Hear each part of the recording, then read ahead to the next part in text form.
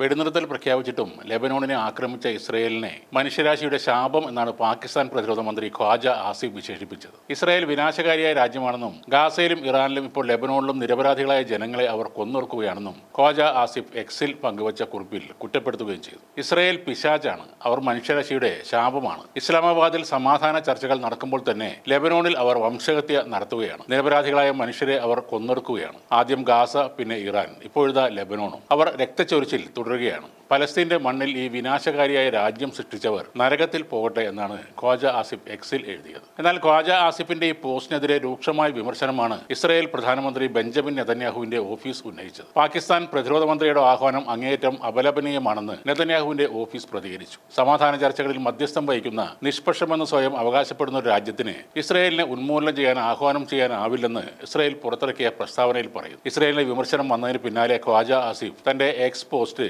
Delete ചെയ്യുകയുമുണ്ടായി. ലെബനോണിലെ Israel ആക്രമണത്തെ രൂക്ഷമായി വിമർശിച്ച് പാകിസ്ഥാൻ പ്രതിരോധ മന്ത്രി ഖവാജ ആസിഫിനെ ഇസ്രയേലിനെ ക്യാൻസർ എന്നും വിളിച്ചിരുന്നു. പലസ്തീൻ മണ്ണിൽ ഈ ക്യാൻസർ രാജ്യം സ്ഥാപിച്ചവർ നരകത്തിൽ വെന്തു നേരട്ടെ എന്നാണ് അദ്ദേഹം എഴുതിയത്. ആ പോസ്റ്റാണ് പിന്നീട് ഡിലീറ്റ് ചെയ്തത്. ഖവാജയുടെ പരാമർശങ്ങൾക്കെതിരെ ഇസ്രയേൽ പ്രധാനമന്ത്രി ബെഞ്ചമിൻ നെതന്യാഹുവും അവരുടെ വിദേശകാര്യമന്ത്രി ഗിഡിയോൺ സാറും രംഗത്ത് വന്നു. പാകിസ്ഥാൻ മന്ത്രിയുടെ പ്രസ്താവന പ്രകോപനപരവും വംശീയവും ആണെന്നും ഒരു സർക്കാരും ഇത്തരത്തിലുള്ള ഭാഷ ഉപയോഗിക്കാൻ പാടില്ലെന്നും ഇസ്രയേൽ വ്യക്തമായി പറഞ്ഞു. ഔദ്യോഗിക നയതന്ത്ര ബന്ധങ്ങളില്ലാത്ത പാകിസ്ഥാനും ഇസ്രയേലും തമ്മിൽ ഇത്തരമൊരു നേരിട്ടുള്ള ഏറ്റുമുട്ടൽ ഉണ്ടാകുന്നത് വളരെ അപൂർവമാണ്. അതേസമയം ഡൊണാൾഡ് ട്രംപും ഇസ്രയേൽ പ്രധാനമന്ത്രി ബെഞ്ചമിൻ നെതന്യാഹുവും തമ്മിൽ നടന്ന നിർണായകമായ ടെലിഫോൺ സംഭാഷണത്തിന് പിന്നാലെ ലെബനോണുമായി നേരിട്ടുള്ള ചർച്ചകൾക്ക് ഇസ്രയേൽ തയ്യാറായിരിക്കുകയാണ്. ലെബനോണുമായി നേരിട്ടുള്ള ചർച്ചകൾക്ക് ഇസ്രയേൽ തയ്യാറായില്ലെങ്കിൽ അമേരിക്ക ഏകപക്ഷീയമായി വെടിനിർത്തൽ പ്രഖ്യാപിക്കുമെന്ന് ട്രംപ് ഈ സംഭാഷണത്തിനിടെ നെതന്യാഹുവിന് മുന്നറിയിപ്പ് നൽകിയതായി അന്താരാഷ്ട്ര മാധ്യമങ്ങൾ റിപ്പോർട്ട് ചെയ്യുന്നു. ഡൊണാൾഡ് ട്രംപ് ഏകപക്ഷീയമായി വെടിനിർത്തൽ പ്രഖ്യാപിച്ചേക്കും എന്ന ഭയമാണ് ഇസ്രയേലിനെ ചർച്ച നടത്താനുള്ള